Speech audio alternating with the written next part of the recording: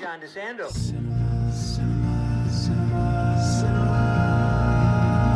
Classics, let's go to the movies and share some popcorn, soda pop with our friends. Turn off our cell phones and get away. Night or day, it's John DeSando on the radio. We'll watch the credits from up high and low. Cinema Classics on air. Cinema Classics is produced and hosted by John DeSando. Listen to shows Thursdays at 8:01 p.m. on WCBE 90.5 FM. And listen to shows and read reviews online at WCBE.org. I'm John DeSando. And I'm K G Kline. And this is Cinema Classics. Well, we're almost at the end of summer, right? And we almost got through a summer without a dinosaur movie. But I'm glad we have one. It is not the end of dinosaur movies at all. There will never be an end to dinosaur movies. All right, we're talking about the end of Oak Street. Probably, I think you're right, probably the candidate for the most seen dinosaur movie in a long time. This has been a surprise summer hit, fairly low budget movie, and directed by a director that's a favorite of mine. His name is David Robert Mitchell.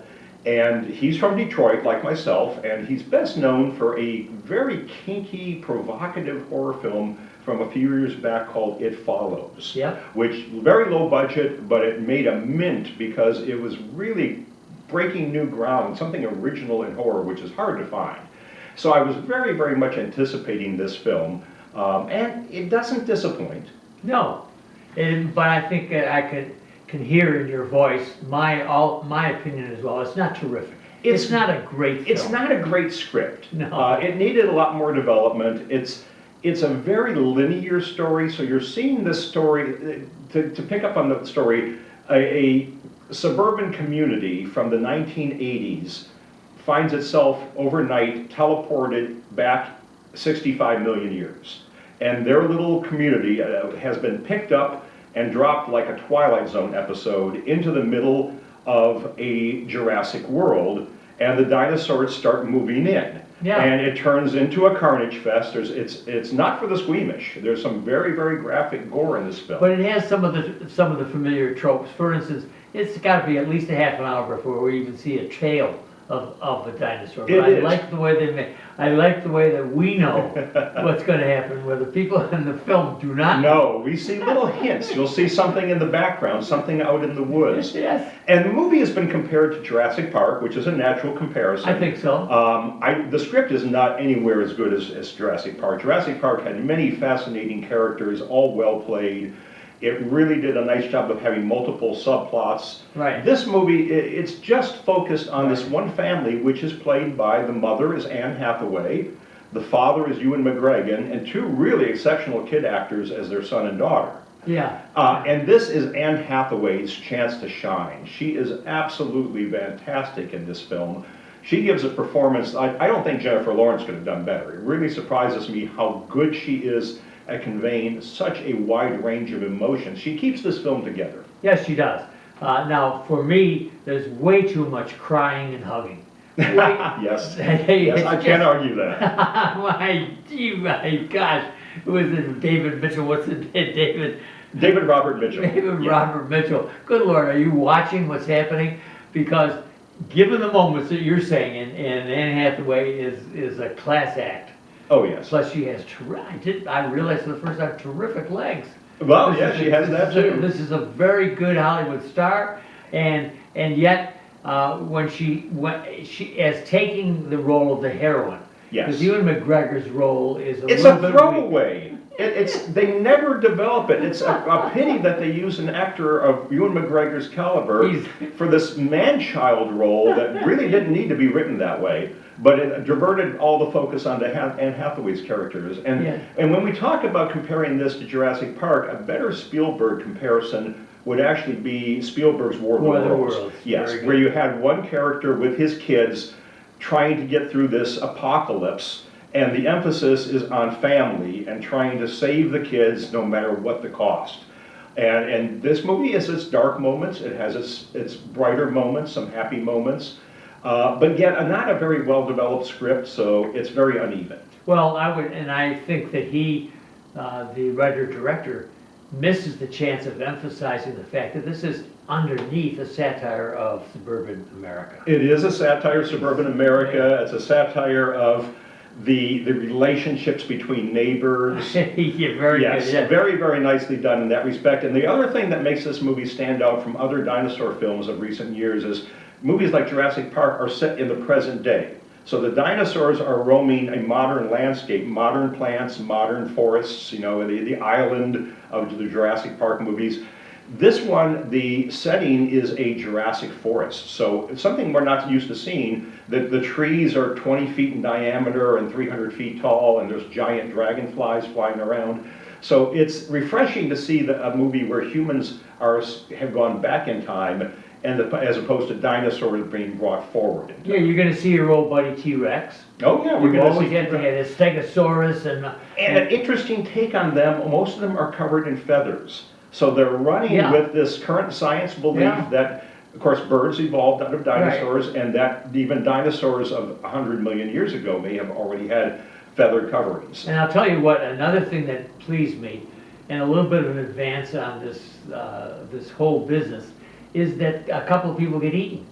Oh, several people You know, get eaten. I mean, Yes. I don't remember that from Jurassic Park. I don't remember. Well, oh no, you had your few. Did they? But they yes. cut away on that. This one has them actually.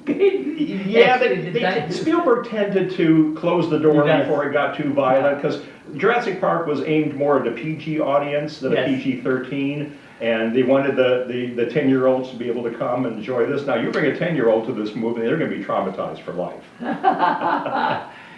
But the devastation of the neighborhood, metaphorically, is probably just, and I'd like to talk a little bit later, just a variation of the home invasion motif. That is, it's invaded by dinosaurs. It's invaded by an outside force, Yes. and the neighbors have to decide, are they going to continue Yeah. to be isolated little family, or are they going to form it as one community?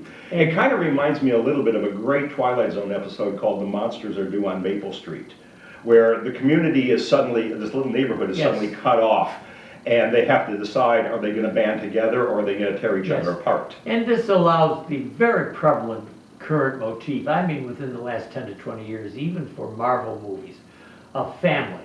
Yeah. And of getting back to family.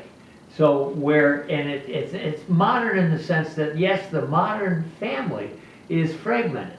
And so they've picked up on this. Yeah, for this all is a of family these on the movies. verge of divorce Sure. at the start of the movie. It's disintegrating. And I have to admit that the kids don't impress me in this one even. Oh, they don't? No, they don't. I know that the people. I like like them. them. I particularly like the two girls, their daughter, and then the girl they meet. Right, and the young woman that they. Yeah. I thought they were really, really good. And I do love the touch of the boy with the toy arrow. yes, Yeah. and who can not enjoy Anne Hathaway blasting the head off of a velociraptor with a shotgun? Right, yeah. So it is a shotgun. I thought maybe it was a 22. No, it was a shotgun. It was a yeah, shotgun, She's yeah. got she manages to get a hold of a shotgun. And they have a little blood.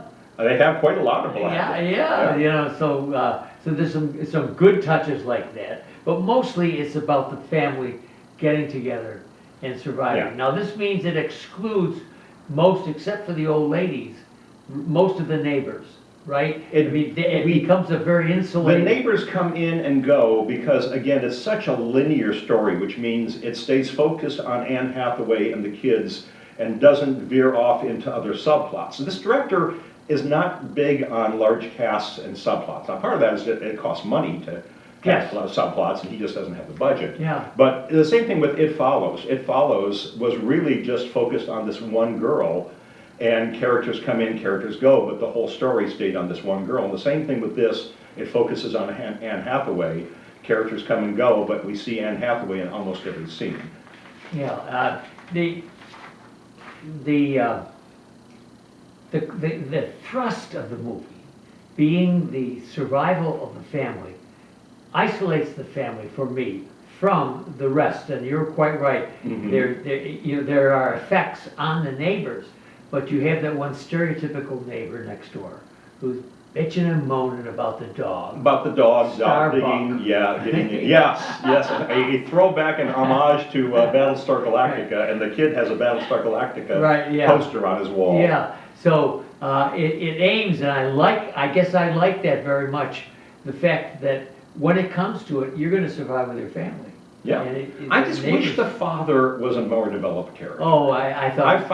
I've never found You're Ewan so McGregor right. annoying before this. No, I didn't. I mean, I loved him in Moulin Rouge. Well, I loved him in all the Star Wars movies. Yes, and he looks lost in this. He was given nothing to do. Well, I'll tell you, where I think that the writer-director missed it is there was something valuable in the fact that McGregor's character, Platt,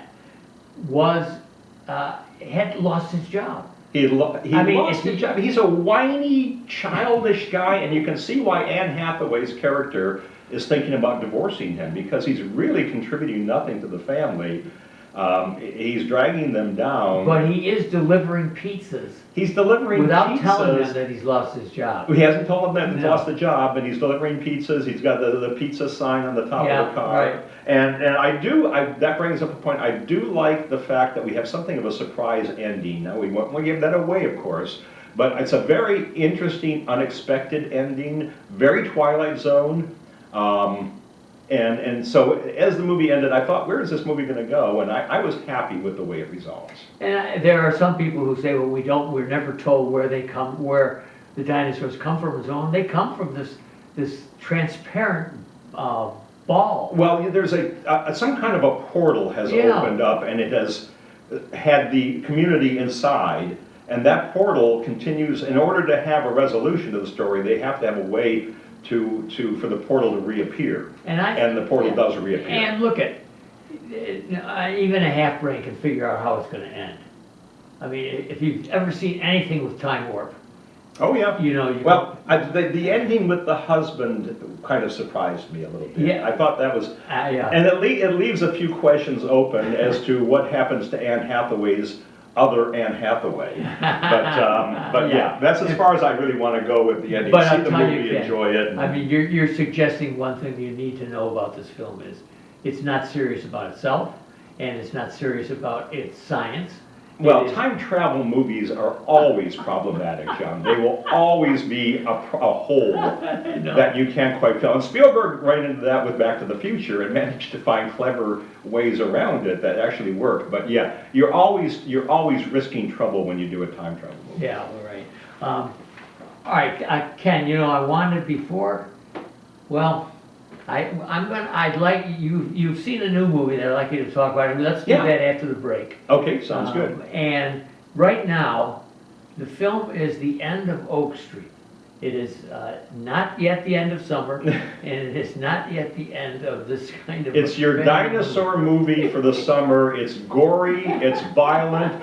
It is fun, but don't take the kids. Yeah, I would say 13, 14-year-olds. 13, 14-year-olds, you're fine. Just fine. Yeah, I mean, it's got its funny moments, but it is graphic when the dinosaurs get into the eating part, and you're going to only traumatize a kid if you bring one. Yeah, and if you can see the metaphor for all the dinosaurs that live in your suburb, and if you just as soon be away from, then here you can.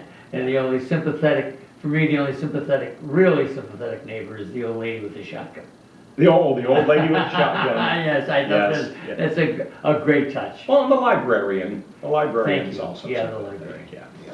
I'm John DeSando.